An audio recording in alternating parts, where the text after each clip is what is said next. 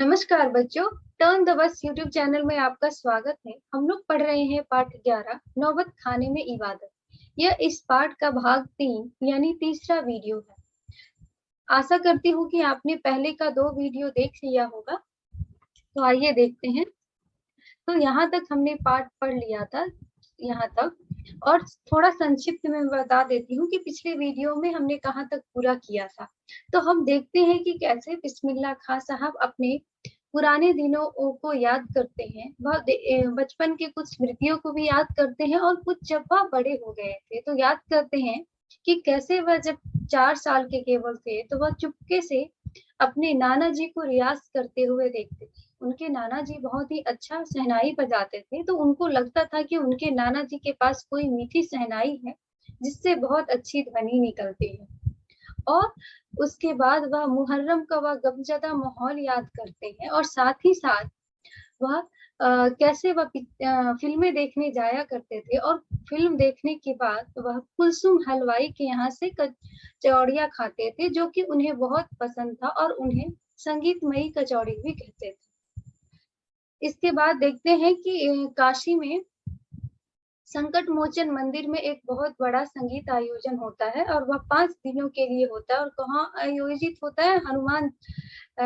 संकट मोचन मंदिर में हनुमान जयंती के अवसर पर होता है और इसमें बिस्मिल्लाह खां साहब रहते हैं।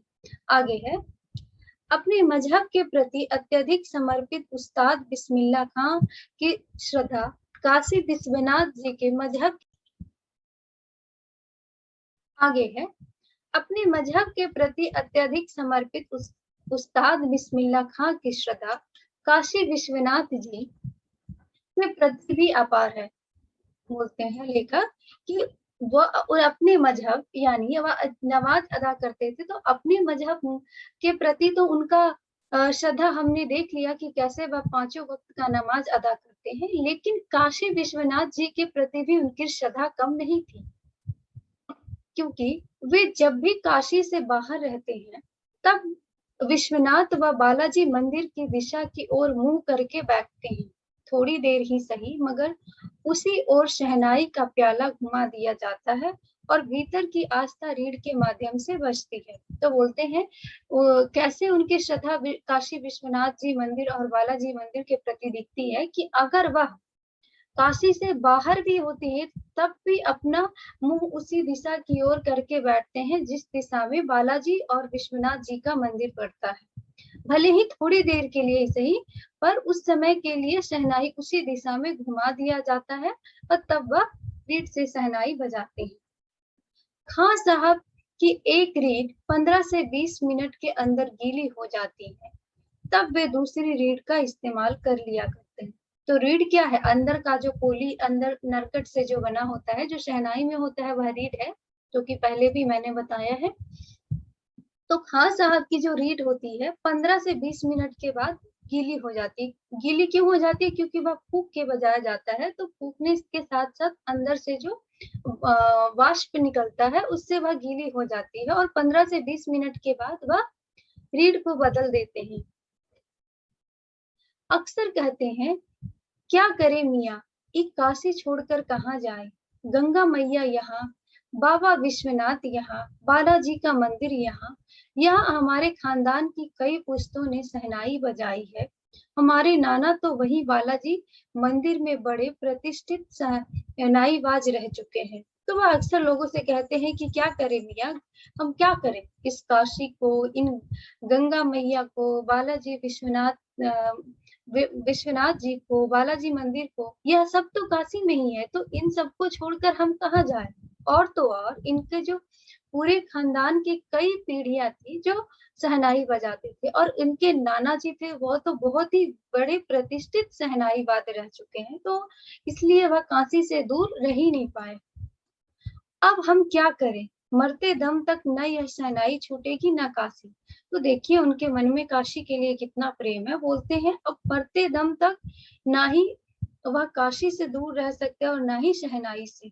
तो काशी से क्यों प्रेम है? एक तो वह उनके नाना जी के घर में वह रहे और उनके नाना जी का पूरा खानदान प्रतिष्ठित शहनाईबाज थे, तो शहनाई के लिए वहां रहते थे, और दूसरा उनका काशी, गंगा मैया, वहां का विश्वनाथ बालाजी मंदिर, सबसे बहुत उनको जुड़ाव हो गया था। जिस जमीन ने हमें तालीम दी, जहां से अदब पाई, वो कहाँ और मिलेगी। बोलते हैं कि जिससे उनको तालीम मिली, यानी जहां से उन्होंने संगीत को सीखा है, जहां से शहनाई बजाना, और जहां से ही उनको सम्मान मिला, और वह उसको छोड़कर कहाँ जाएंगे, और वह सम्मान उनको कहाँ मिलेगी।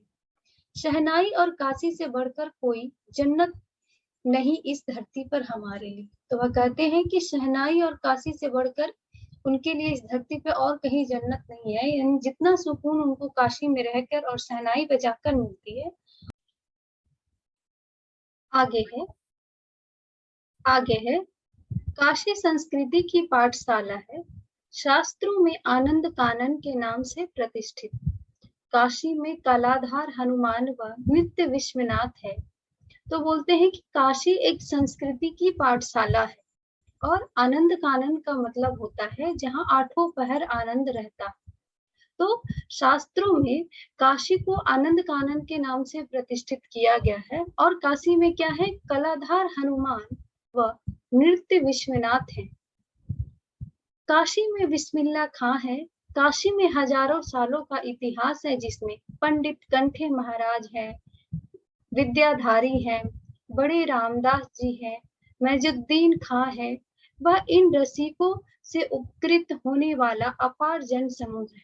लेखक कहते हैं कि और काशी में हजारों सालों का इतिहास है, और वहाँ बहुत सारे विद्वान है, जैसे पंडित जी हैं, जैसे कि कंठे महाराज, विद्याधारी, रामदास जी, मैजुद्दीन खां। तो इन सबों से इनकी जन्म भूमि जो काशी है भरी पड़ी है।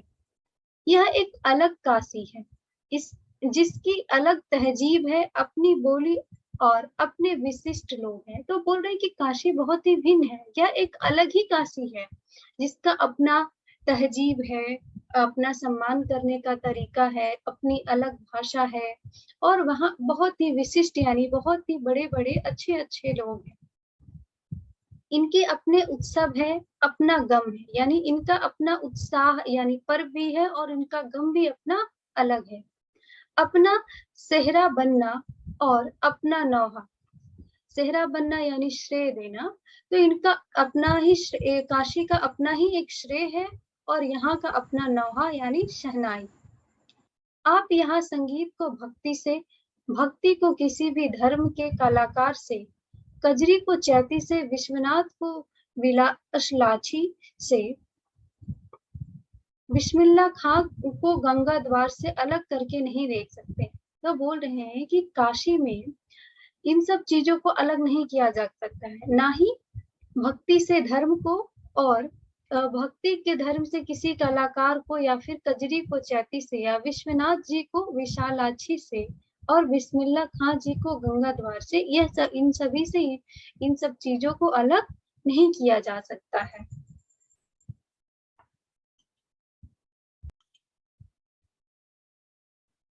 फूक में आजान की तासीर उतरती चली आई।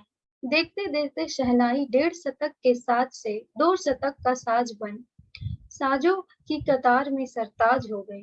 कमरुद्दीन के शहनाई गूंज उठी। तो देखते ही देखते क्या होता है कि सुर लग जाता है, और पूरा जो सभा है कमरुद्दीन की शहनाई से गूंज उठता है। सुर मतलब पूरा अच्छी तरीके से लग जाता है, और सब लोग मंत्रमुग्ध हो जाते हैं। उस फकीर को दुआ लगी जिसने कमरुद्दीन से कहा था बजा बजा, यानी मानो जैसे कि उस फकीर ने, यानी उस फकीर ने की दुआ लग गई हो कमरुद्दीन को, जिससे जो कमरुद्दीन को बोल रहे थे बजा बजा, मतलब और बजाओ शहनाई। आगे है, किसी दिन एक शिष्या ने डरते डरते खां साहब को टोका, बाबा आप यह क्या करते हैं, इतनी प्रतिष्ठा है आपकी। तो एक उनके शिष्य ने डरते डरते एक दिन उनको टोकते हैं कि बाबा आप यह क्या करते हैं, आपकी बहुत प्रतिष्ठा है, अब तो आपको भारत रत्न भी मिल चुका है, यह फटी तहमद ना पहना करे, अच्छा नहीं लगता जब कोई भी आता है और आप इस फटी तहमद में सबसे मिलते हैं। उनकी शिष्या उनसे डरते डरते कहती है कि आप ये ऐसा क्यों करते हैं, आप इतने सम्मानित हैं, आपको भारत रत्न मिला है, लेकिन फिर भी फटी तहमद यानी फटी लुंगी पहनकर रहते हैं। अच्छा नहीं लगता, आपसे बहुत लोग मिलने आते हैं और उनसे आप फटी लुंगी में ही मिलते हैं। खां साहब मुस्कुराए, लाड से भरकर बोले, धत पगली, ये भारत रत्न हमको शहनाई पे मिला है, लुंगिया पे नहीं। तो खान साहब मुस्कुरा कर अपने शिष्या से कहते हैं कि पगली, हम मुझे जो भारत रत्न मिला है शहनाई बजाने के लिए मिला है, लुंगी पहनने पे नहीं। तुम लोगों की तरह बनाव सिंगार देखते रहते तो उम्र ही बीत जाती, हो चुकती शहनाई, तब क्या खाक रियाज हो पाता। और अपनी शिष्या से कहते हैं कि अगर मैं सजने संवरने में ही तुम लोगों की तरह ध्यान देता रहता तो मुझसे रियाज तो हो नहीं पाता और सारा उम्र बीत जाता, और तो फिर मैं क्या शहनाई बजाता। लेकिन फिर भी बोलते हैं, ठीक है बिटिया, आगे से नहीं पहनेंगे। फिर भी का मन रखने के लिए बोलते हैं कि ठीक है बिटिया, आगे से नहीं पहनेंगे। मगर इतना बताए देते हैं कि मालिक से यही दुआ है, फटा सुर ना बख्शे। लुंगिया का क्या है, आज फटी है तो कल सी जाएगी। लेकिन फिर भी बोलते हैं कि लेकिन फिर भी मेरे अपने मालिक से यही यानी अपने अल्लाह से यही दुआ करूंगा कि भले ही फटी लुंगी पहननी पड़े, क्योंकि फटी लुंगी तो सिल जाएगी, लेकिन कभी भी फटा सुर ना बख्शे, यानी कभी भी उनको खराब सुर ना बख्शे, क्योंकि फटी लुंगी सिल सकती है, फटा सुर नहीं। आगे है, सन 2000 की बात है, पक्का महाल विश्वनाथ से लगा हुआ अधिकतम इलाका से मलाई बर्फ बेचने वाले जा चुके हैं। तो सन 2000 की बात हो रही है, तो पक्का महाल जो काशी विश्वनाथ से लगा हुआ का इलाका है, वहां से अब मलाई बर्फ बेचने वाले नहीं है, वह कहीं और जा चुके हैं या फिर नहीं बेचते हैं। खां साहब को इसकी कमी खलती है और बिस्मिल्लाह खां जी को मलाई बर्फ की बहुत याद आती है। अब देसी घी में वह बात कहाँ, और कहाँ वह कचौड़ी जलेबी। और वो बोलते हैं कि अब देसी घी में भी वह स्वाद नहीं रहा और ना ही कचौड़ी जलेबियों में पहले वाला स्वाद रहा। खान साहब को बड़ी शिद्दत से कमी खलती है, यानी वह उनको इन सब चीजों का जो पहले होता था, पहले यानी जो शुद्धता होता था और जो स्वाद होता है वह नहीं मिलता है, तो और जिसकी कमी खान साहब को बहुत ही खलती है। अब संगतियों के लिए गायकों के मन में कोई आदर नहीं रहा। खां साहब अफसोस जताते हैं, अब घंटों रियाज को कौन पूछता है। बोलते हैं अब उतना संगतियों में गायक लोगों के लिए उतना सम्मान भी नहीं है, और वो इस पे अफसोस जताते हुए कहते हैं कि अब पहले की तरह बहुत घंटों तक कौन रियाज करता है, मतलब रियाज में कमी आ गई है। हैरान है बिस्मिल्लाह खां, कहाँ वह कजली चहती और अदब का जमाना। बोलते हैं कि वह जमाना क्या था जिस समय कजली चहती और अदब का जमाना हुआ करता। अब धीरे धीरे समय में परिवर्तन हो रहा होता है, जो कि बिस्मिल्लाह खां को चुभता है और उन्हें दुख भी होता है। आगे है, सचमुच हैरान करती है काशी का पक्का महाल से जैसे मलाई बर्फ गया। संगीत, साहित्य और अदब भी बहुत सारी परंपराएं लुप्त हो गई। और उन्हें यह बात बहुत ही हैरान करती है कि जैसे लगता है काशी महाल से जैसे मलाई बर्फ बेचने वाला लुप्त हो गया, वैसे ही धीरे धीरे संगीत और अदब का जो परंपरा था, ये सब धीरे धीरे लुप्त हो रहा है, यानी गायब हो रहा है। एक सच्चे सुर साधक और सामाजिक की भांति बिस्मिल्लाह खां साहब को इन सब की कमी खलती है। तो यानी जो समय में परिवर्तन आ रहा है, तो और कुछ परिवर्तन अच्छे होते हैं और कुछ खराब भी होते हैं। तो जो संगीत जो है, सच्चा संगीत और जो अदब का जमाना और कुछ परंपराएं पुराना जो धीरे धीरे उसमें जिसमें कमी आ रही है, तो सच्चे साधक और सामाजिक की भांति बिस्मिल्लाह खां साहब को इन सभी उनकी कमी खलती है। काशी में जिस तरह बाबा विश्वनाथ और बिस्मिल्लाह खां एक दूसरे के पूरक हैं, उसी तरह मुहर्रम, ताजिया और होली अबीर, गुलाल की गंगा जामुनी संस्कृति भी एक दूसरे के पूरक रही है। तो बोल रहे कि जैसे विश्वनाथ जी और बिस्मिल्लाह खां एक दूसरे के पूरक है, वैसे ही मुहर्रम, ताजिया और होली अबीर गुलाल के गंगा जामुनी संस्कृति भी एक दूसरे को पूरक है, यानी इन दोनों को भी भिन्न भिन्न नजरिए से नहीं देख सकते, यह भी एक दूसरे के पूरक है।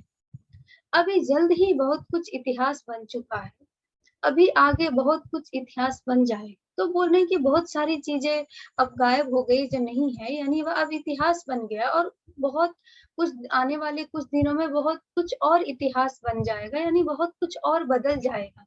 फिर भी कुछ बचा है जो सिर्फ काशी में है, लेकिन कहते हैं कि फिर भी अभी भी कुछ जो बचा है जो सिर्फ अभी कहाँ है, काशी में है। काशी आज भी संगीत के स्वर पर जगती है और उसी की थापों पर सोती है, बोल रहे हैं, यानी अभी भी संगीत की महत्ता काशी में है, यानी काशी जो है संगीत के स्वर पर ही जागती है और संगीत के थापों पर ही सोती है। काशी में मरण भी मंगल माना जाता है, बोलते हैं अगर कोई काशी में मर जाता है तो उसे भी मंगल माना जाता है। काशी आनंद का आनंद है, यानी काशी में तो आठों पहर आनंद है। सबसे बड़ी बात है कि काशी के पास उस्ताद बिस्मिल्लाह खां जैसे लय और सुर की तमीज सिखाने वाला नायाब हीरा है, जो हम हमेशा से दो कौमों को एक होने व आपस में भाईचारे के साथ रहने की प्रेरणा देते हैं, बोलते हैं। और इन सबसे बड़ी बात यह है कि काशी के पास बिस्मिल्लाह खां जैसे नायाब हीरे हैं, यानी बहुत ही कीमती हीरे हैं, जो दोनों धर्मों में, यानी इनका अपना धर्म जो मुस्लिम धर्म है और हिंदू धर्मों में, इन कोई भी धर्मों में वह अंतर नहीं करते हैं, और वह इस बात में विश्वास रखते हैं कि हमें आपस में साथ मिलकर भाईचारे के साथ एक दूसरे के साथ बहुत ही प्रेरणा से रहना चाहिए। आगे है, यह इस पाठ की आखिरी लाइनें हैं। भारत रत्न से लेकर इस देश के ढेरों विश्वविद्यालय की मानद उपाधियों से अलंकृत व संगीत नाटक अकादमी पुरस्कार एवं पद्म विभूषण जैसे सम्मानों से नहीं, बल्कि अपनी अजेय संगीत यात्रा के लिए बिस्मिल्लाह खां साहब भविष्य में हमेशा संगीत के नायक बने रहेंगे। तो यह उनके सम्मान में बोला जा रहा है कि भारत रत्न पुरस्कार जो इन्हें मिला है, इससे लेकर ढेरों बहुत सारे विश्वविद्यालयों में जो इन्हें बहुत सारी उपाधियां मिली है और संगीत नाटक अकादमी में जो पुरस्कार मिले हैं, केवल इन सम्मानों के लिए ही नहीं, बल्कि अपनी जो संगीत यात्रा में, यानी इन्होंने जो बहुत अच्छी रियाज किया और बहुत संगीत में बहुत अच्छे सुर लगाते थे, यानी बहुत ही अच्छे शहनाई वादक थे, उसके लिए हमेशा संगीत के यह नायक रहेंगे, यानी संगीत के हीरो बने रहेंगे। 90 वर्ष की भरी पूरी आयु में 21 अगस्त 2006 को संगीत रसिकों की हार्दिक सभा से विदा हुए खां साहब की सबसे बड़ी देन हमें यही है कि पूरे 80 बरस उन्होंने संगीत को संपूर्णता व एकाधिकार से सीखने की जिज्ञासा को भी अपने भीतर जिंदा रखा। कहते हैं कि 90 वर्ष की भरी पूरी आयु में, तो 90 वर्ष की आयु में 21 अगस्त 2006 में इनकी मृत्यु हो जाती है और वह संगीत को दुनिया को छोड़कर चले जाते हैं। लेकिन सबसे बड़ी बात यह है इनके दिन यह है कि पूरे 80 वर्ष तक इनका जो संगीत के प्रति प्रेम था और संगीत में जो अपना जीवन, संगीत में अपना जीवन जीने का जो जिज्ञासा होता है, जीवन जीने का जो उत्साह था उनके अंदर जीवित रहा, तभी तो वह 80 वर्ष तक पूरे तीनों वक्त का नमाज करते थे और तब तक वह अपने अल्लाह से सच्चा सुर ही मांगते। तो यहाँ पर यह पाठ समाप्त होता है। आशा करती हूँ कि आपको यह पाठ अच्छे से समझ में आया होगा। तो क्या करें, पाठ को अच्छी तरह से पहले पढ़ लें और अंदर जो भी बातें हैं उनको ध्यान से याद रखें, क्योंकि आपके परीक्षा में ऑब्जेक्टिव प्रश्न आते हैं, तो यह किसी भी लाइन से आप पाठ से पूछा जा सकता है। धन्यवाद।